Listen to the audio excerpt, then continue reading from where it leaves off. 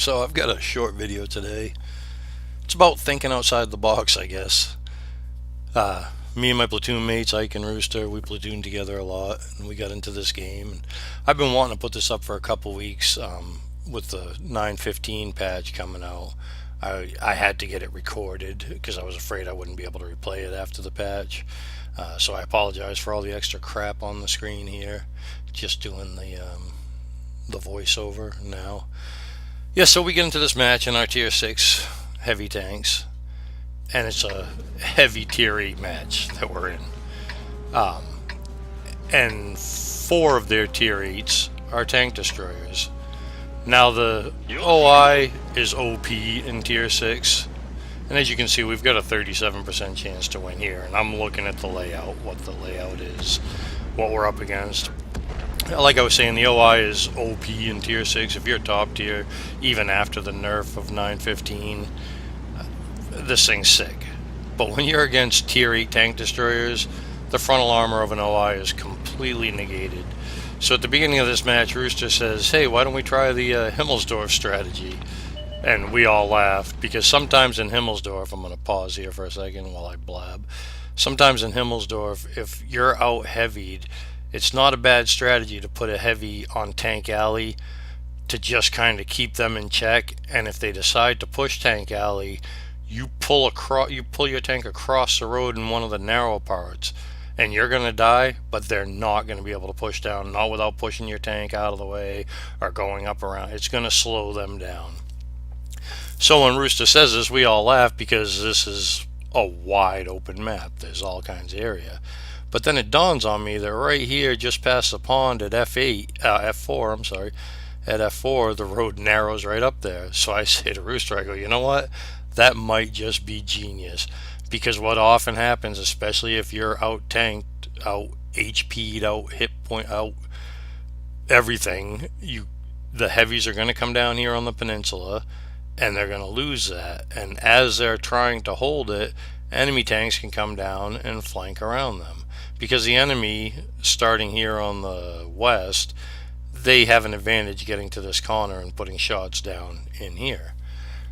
So that's the plan. We're going to rush right straight for this rock, and we're going to let them kill us.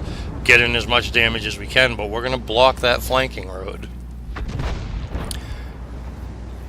Now we've already lost a tank, and that's what you would expect, 37% chance to win. They have 4 tier 8 tank destroyers, and I don't know why Ike rushed out there and died. He doesn't normally do that. But Rooster gets tracked, so now I'm praying to God he gets up here without getting tracked again, because he's already used his repair kit. And perfect. Couldn't be any better. I pull up on the hill, get my tank angled, look to make sure it's blocked. I was hoping to be able to take out that KV with one more shot, but I end up dying. Now we're still losing 3-2.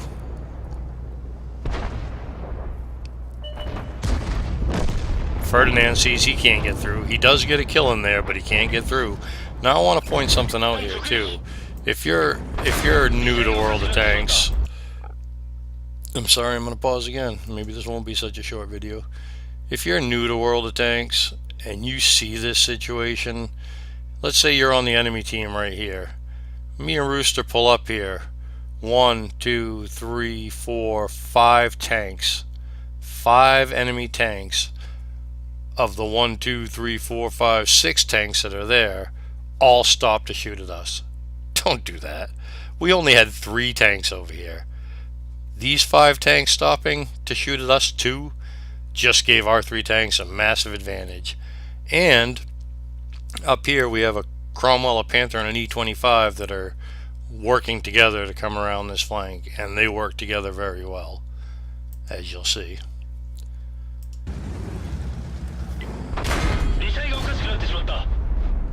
I mean, this is just ridiculous. All these tanks shooting at us, it's ridiculous.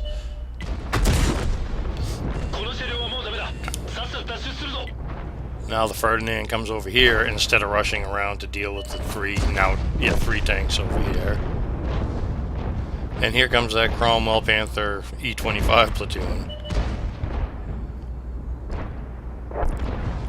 And they are just cleaning up over here. These guys still haven't pushed. They had us completely outnumbered and never once pushed. Now this ravioli comes in and actually uses our carcasses as protection, and he does put a shot or two into that Ferdinand.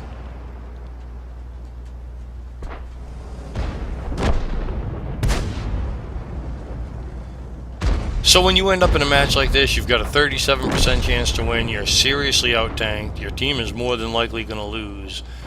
You can say screw it, get all frustrated and run charge in and get whatever damage you can and die like a fool, or you can die with a purpose. We chose to die with a purpose and block this road off, and it was absolutely effective. It absolutely changed the outcome of this game. So don't be afraid to think outside the box. Have a good one, everyone.